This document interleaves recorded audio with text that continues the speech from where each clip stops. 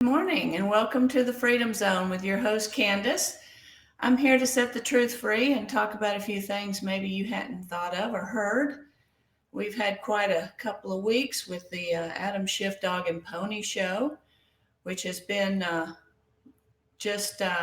think, devastating to the Democrats because it's not getting done what they wanted to do.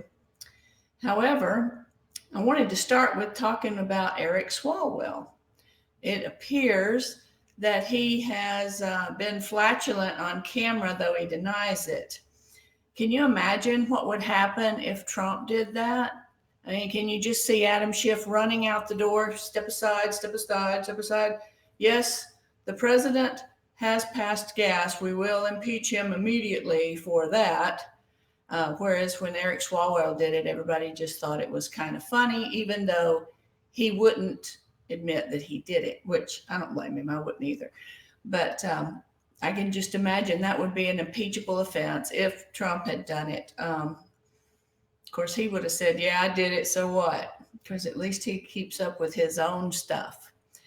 Anyway, I wanted to say that I'm very happy with all of our Republicans because they have stuck together. And I'd have to say that for the first time in my life, I've seen them stick together. Usually they kind of wuss out. They start out with big talk and then they end up wussing out.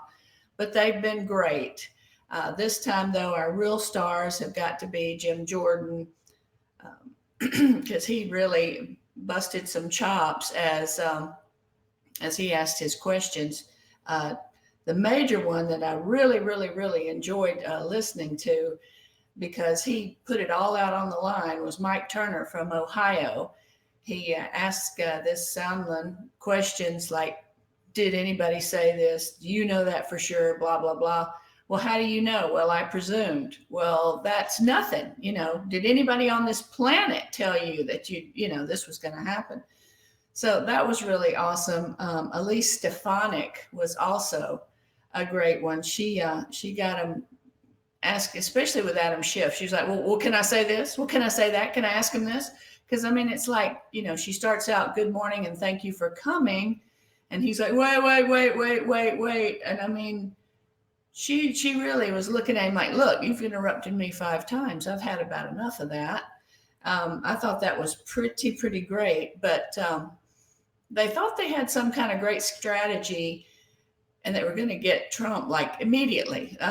Turns out, though, everybody that they've called up really hasn't been much, especially, I guess they thought that they could really bust in on the White House by calling, a couple of White House aides, Jennifer Williams and Lieutenant Colonel Vindman, were their supposedly star witnesses. They were going to, take it away and do the job. But it didn't work out that way.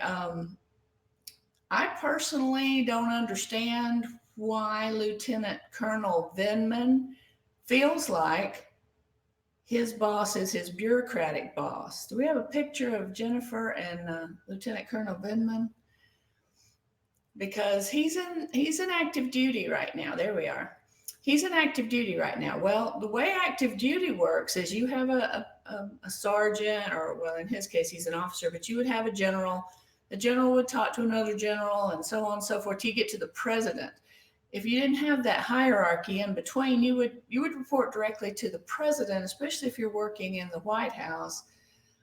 I personally think he should be busted down to a private and sent somewhere like Alaska, because he was insubordinate to come up with all this little crybaby stuff he came up with, like he's in charge.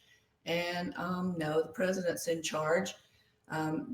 Jennifer Williams, she happened to say, the thing the president has been saying over and over again, that we're not the only people who are supposed to protect people in Europe. Her quote was, the vice president did not specifically discuss the reason behind the hold, talking about a meeting they were going to have and some aid. But he did reassure President Zelensky of the strongest U.S. unwavering support for Ukraine. And they talked about the need for European countries to step up and provide more assistance to Ukraine as well. Well, that was not what they wanted to hear. They wanted to hear that the vice president said, if you don't give me A, I won't give you B. Well, see, that never happened. And it's because it never happened. And everybody that's gotten up there, they said, did this happen? Did that happen? No, no, no. And my take last week was that they tried to recreate the Kavanaugh trial with Zavanovich, but so far every one of their witnesses have fallen flat on their face because they're just not saying the things that they were hoping that they would say. And Adam Schiff ran out in the middle of a testimony yesterday and told CNN that he had him, that he was going to get him, and CNN ran a banner, that Sondland's testimony was going to impeach him and he had got him and blah, blah, blah, which is not true. As I said, Mike Turner busted that. But you know who really needs to be on trial right now? You know who really needs to be investigated? And that would be Adam Schiff. Schiff, that sorry sack of Schiff. He has extreme ties to someone who hates America and hates each and every one of us and wants to see our country go down. And guess who? Guess who? Yeah, you're right. It's George Soros, that billionaire that his name keeps popping up every time the Democrats get in a scandal.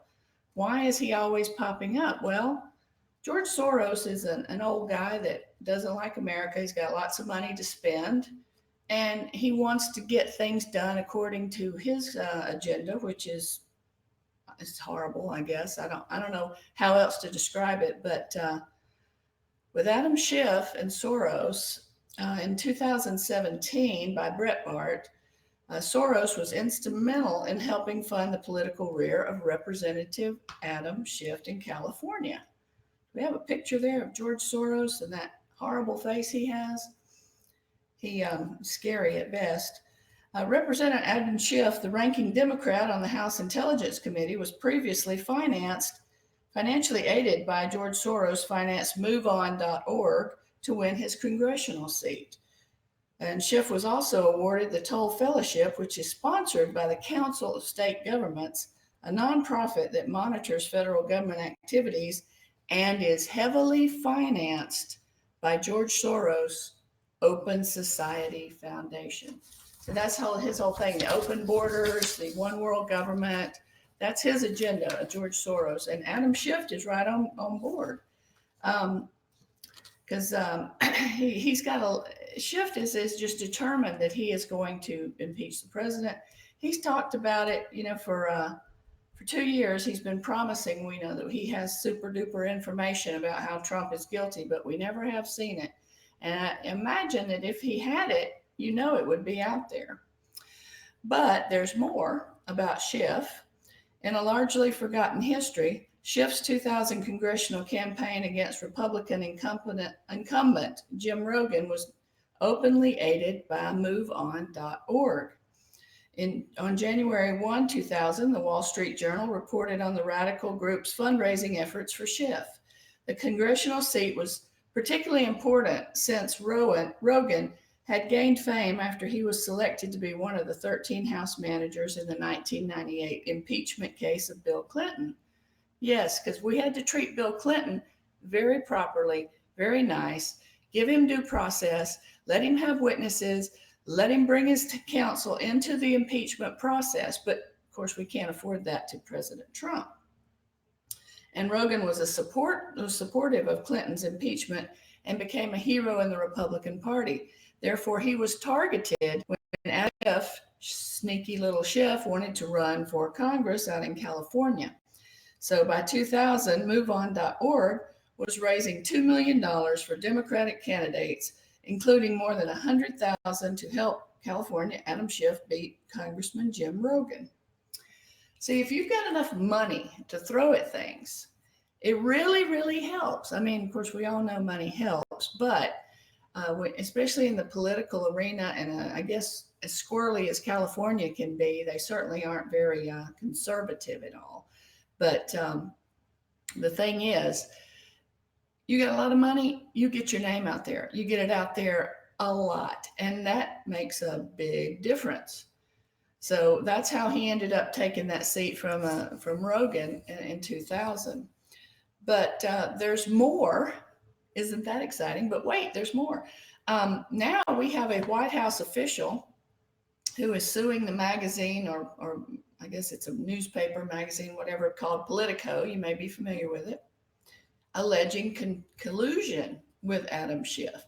So not only is Schiff in with George Soros, now he is colluding, according to this guy's suit, with Politico. His name is Kash Patel. He's an official on the National Security Council, and he's suing Politico for defamation and accusing the news outlet of colluding with Adam Schiff. So it looks like the colluding, as usual, is done by Democrats, and Adam Schiff is leading the forefront. Patel said he alleged in a lawsuit filed Monday that Politico published 2 defamatory articles about him that were based on leaks of inaccurate information provided during the Trump impeachment inquiry in October. Can you imagine inadequate information? A leak that wasn't true. 2 witnesses testified that Patel provided documents to Trump regarding Ukraine. Kash Patel said that he didn't do that was incorrect, and he serves as a senior counterterrorism official on the NSC and is suing the Virginia-based Politico for 2 articles alleging that he served as a back channel to Trump on Ukraine-related issues. And I'm glad to see this, because it's about time that people are unable to just say, hey, I saw you, run down the street yesterday and run over somebody, without any basis of fact, without any film, without anything, just because they decide to make up a story about Trump. And I feel sorry for anybody who works with Trump, and I applaud them, because they just make things up to try and get all kinds of, fame, fortune, any kind of bad story they can on the president. He says that the defendant's reporting was categorically and knowingly false, that they intentionally employed a artifice to defame him with intent to undermine the president's confidence in Kash and to further Schiff's impeachment inquisition. Imagine that. Well, who would do that? Her name was Natasha Bertrand, and she was a reporter there at Politico, and she published 2 stories based on alleged leaks and testimony of Fiona Hill and Lieutenant Colonel Alexander Vindman. Wow, we're back to Mr. I can't follow the chain of command in October. They said that he was passing negative information, and he denies that. And at no time prior to October 30th had Kash ever communicated with the president on any matters involving Ukraine. So for once, somebody's getting ready to bust some chops about making things up. I mean, we've had it so that it's completely and totally out of hand these days, with things just being made up, such as in the Kavanaugh trial. It's time to take a break, so we'll come back to that and more of Adam Schiff's dastardly deeds when we get back from the break. Thank you, and join us in the second half.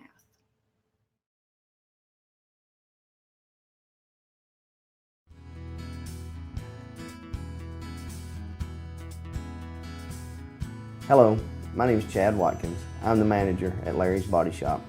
We are a family-owned and operated business and have been serving the North Georgia area since 1978.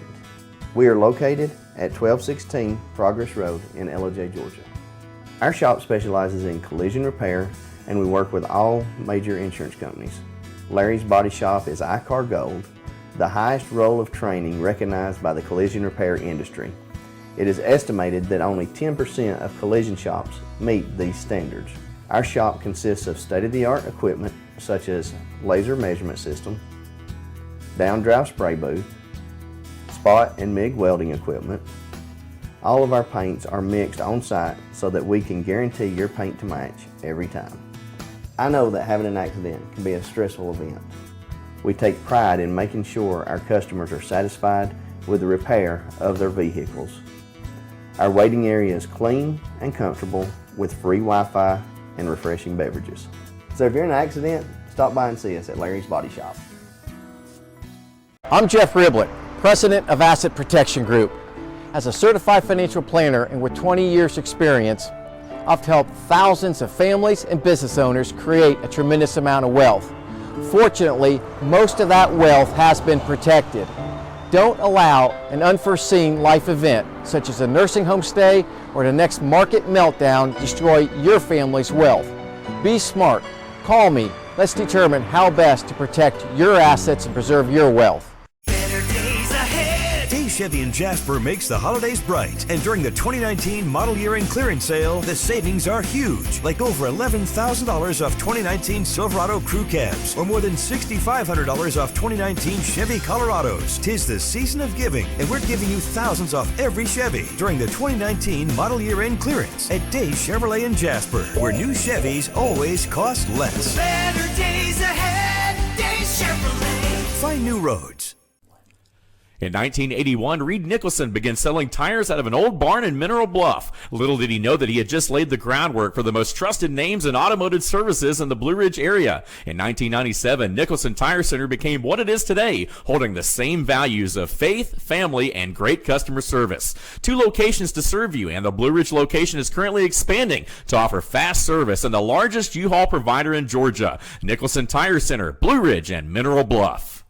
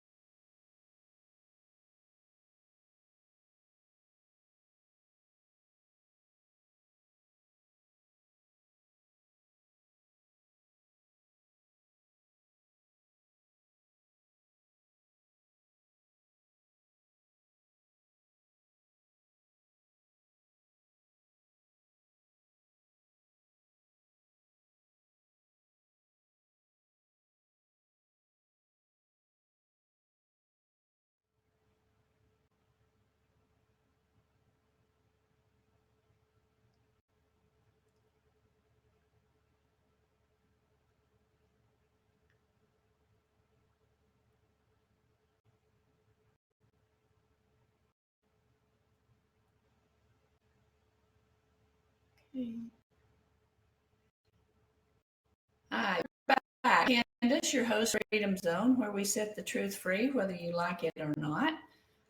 We've got some talking points we were going over in the first half about Schiff, who is carrying on a great dog and pony show, wasting my money. And I don't know about you, but I'd like my money back because this is a big waste of time. But one of Adam Schiff's pet peeves with this whole entire thing that he's doing is we have to protect the whistleblower. But he says he doesn't know who the whistleblower is. So how do you protect somebody that you don't know who they are? That seems pretty hard. But there's a rumor or an alleged fact that there's a person named Eric Ciaramella, which in Italian means like a musical instrument.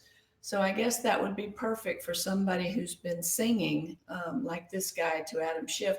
Personally, I'm not so sure that Adam Schiff isn't the whistleblower himself and he made all this up.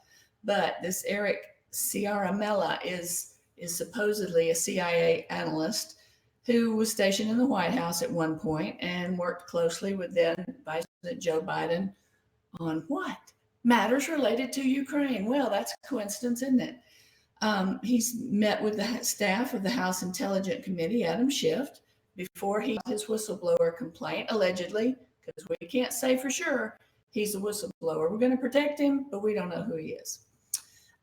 He was purportedly the author of an email that showed what in the intelligence community, Inspector General Michael Horowitz might have called an indicia, which is like an indicator of inarguable conspiratorial bias. But since it all but accused President Donald Trump of coordinating with former FBI Director James Comey's firing with the Russians. I guess he has to take permissions to do anything, according to these people. He's also tied to someone else we talked about in the last hour, George Soros. George Soros, I said, is a Santa Claus for rural kids because he gives money like lollipops, throwing out hundreds of thousands.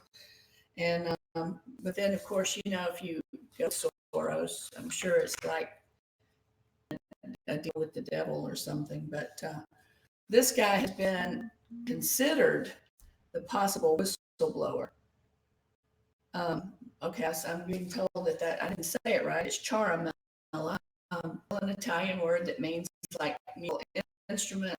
And there's a specific region in Italy that the name is from or originates at, and it means like cheerleader, which musical instrument and cheerleader would probably describe him pretty well, because he's gone and stirred all this.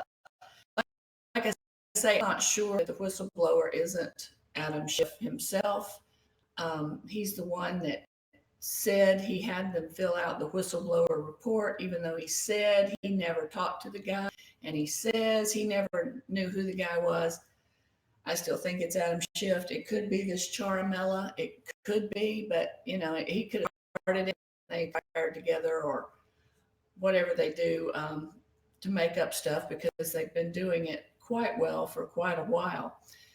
But hopefully this will be over soon, because I think yesterday the testimony just really flew that balloon flat, because it didn't, there was nothing other than Sondland's test to be presumed. And presuming is a lot like assuming, and you know what that is. It makes what out of you and me. So nothing really accomplished other than to waste my time and money. And I'd like my money, because I pay taxes, I work, and that's fine. I'm perfectly happy to support my government because it is my home. This is where we live. But I'm not here for you to waste my money that they don't have real proof on. I mean, with Clinton, with Nixon, there was real proof that something had happened. With Trump, it's like Eric Farwell, passing gas on TV. He didn't do it, but actually, of course, Swalwell did. But I mean, it's nothing, and they're making a mountain out of a molehill, which is absolutely crazy. But since we're kind of getting tired of talking about Schiff and his dastardly deeds, let's talk about we love to hate. Our freshman congressman, one of which is Rashada Tlaib. Seems like she has a little bit of a problem with campaign violations for money. You may remember Rashada Tlaib is the one that's going to impeach our president and calls him a nasty name. Do we have a picture of Rashada? Because we certainly want her to get all the attention that she wants. There she is. Okay. It seems she was running for this position. She got in a tight for money, because I guess maybe George Soros isn't quite backing her yet. Maybe now he will. But he knows that she's a radical. She wrote to campaign that she needed to redirect some campaign funds into her personal accounts because she was struggling financially.